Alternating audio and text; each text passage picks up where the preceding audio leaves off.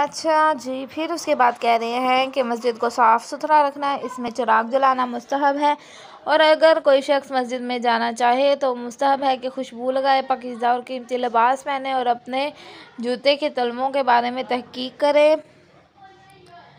कि कहीं निजासत तो नहीं लगी हुई। नीज़ ये कि मस्जिद में दाखिल होते वक्त पहले दायां पाँव और बाहर निकालते वक्त पहले बायां पाँव रखें और इस तरह मुस्तहब है कि सब लोगों से पहले मस्जिद में और सब लोगों के बाद मस्जिद से निकलें। ठीक है।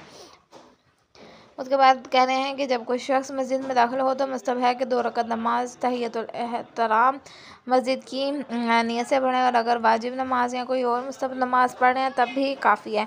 देखें, कह रहे हैं कि आप वैसे ही मस्जिद में जा रहे हैं ना तो फिर आप 2 रकात एहतराम के तौर पर पढ़ सकते हैं, पढ़ें वहाँ पे। लेकिन अगर आप जा रहे हैं नमाज के लिए तो फिर वो जो नमाज पढ़ रहे हैं वही काफ़ी है। अगर इंसान मजबूर ना हो तो मस्जिद में सोना, दुनियावी कामों के बारे में गुफ्तगू करना और कोई काम काज करना या ऐसे अशआर पढ़ना जिसमें नसीहत और काम की कोई बात ना हो मकरूह है। नीज़ मस्जिद में थूकना, नाकी आलाइश फेंकना और बलगम थूकना भी मकरूह है, बल्कि बाज़ सूरतों में हराम है। इसके अलावा गुमशुदा शख्स या चीज़ को तलाश करना और आवाज़ को बुलंद करना भी मकरूह है, लेकिन अजान के लिए आवाज़ बुलंद करने में ममानत नहीं है।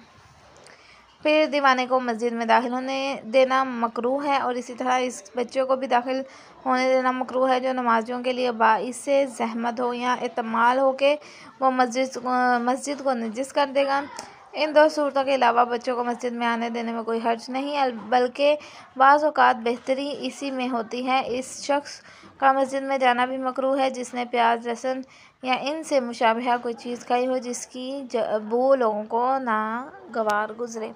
ठीक है, ये पूरा आज आप लोगों का दर्स है और ये आगे है ना अज़ान और अकामत, ये आप लोगों ने खुद पढ़ के आनी है। इसमें तर्जमा अज़ान और अकामत का तर्जमा बस ये 907 से मैं आगे खुद पढ़ाऊँगी। ठीक है, अगर कोई सवाल हो मुझसे पूछ लीजिएगा और एक बार मुझे अपना सारा सिलेबस बता दें कि कहाँ से कहाँ तक आपका पेपर होगा और कहाँ से आप लोगों ने स्टार्ट किया है। ठीक है, इंशाल्लाह कल मुलाकात होगी। अल्लाह हाफ़िज़।